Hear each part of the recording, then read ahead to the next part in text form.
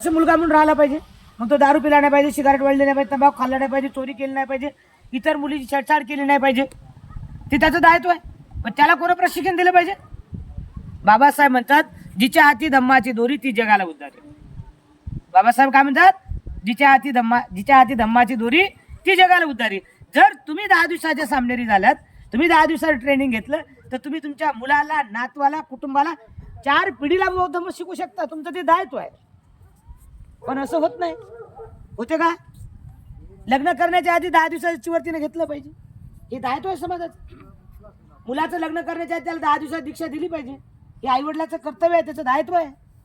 समाजाला तुम्ही देता काय? बाबासाहेबाला काय देता? बाबासाहेबांना सारं फुकट दिलं आपल्याला, टोटल. 1 रुपया आपला बाबासाहेबांनी घेतला नाही. आणि आपल्यात एवढी ताकद नाही त्यांचा पैसा द्यायची, किंवा त्यांना आपल्याला देण्याची ताकद आपल्यात नाही आहे. त्यांनी जे दिलं आपल्याला ते आहे ना. फक्त आपल्याला बाबासाहेबांचं दायित्व पूर्ण करायचं.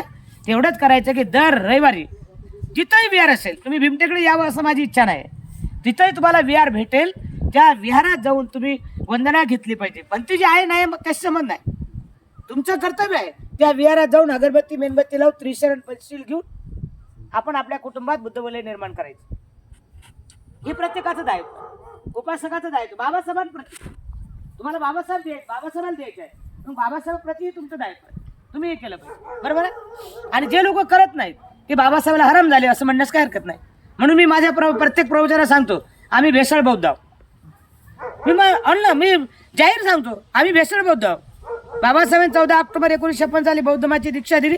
आम्ही बौद्ध झालो, फॅसिलिटीसाठी बौद्ध झालो. आम्हाला काय मिळावं म्हणून बौद्ध झालो. आम्हाला आमची मान उंचावं म्हणून बौद्ध झालं. आमचा सन्मान मिळावा म्हणून बौद्ध झालो.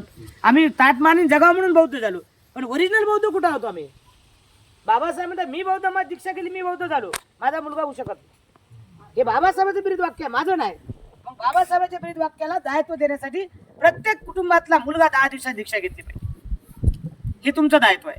हे उपासकाचं दायित्व आहे. हे उपासकाचं कर्तव्य आहे. आणि जे उपासक हे करतात त्यांच्या जीवनामध्ये ते सुख मिळाल्याशिवाय राहत नाही. आणि हे दायित्व आपल्याला दिलं पाहिजे. आणि म्हणून तुम्ही इथं जे काही 1 महिन्याचं प्रशिक्षण शिबिर घेता, हे तुम्ही बाबासाहेबांना दायित्व देताय. बाबासाहेबांप्रती श्रद्धा दाखताय, बाबासाहेबांप्रती आत्मीयता बाळगताय.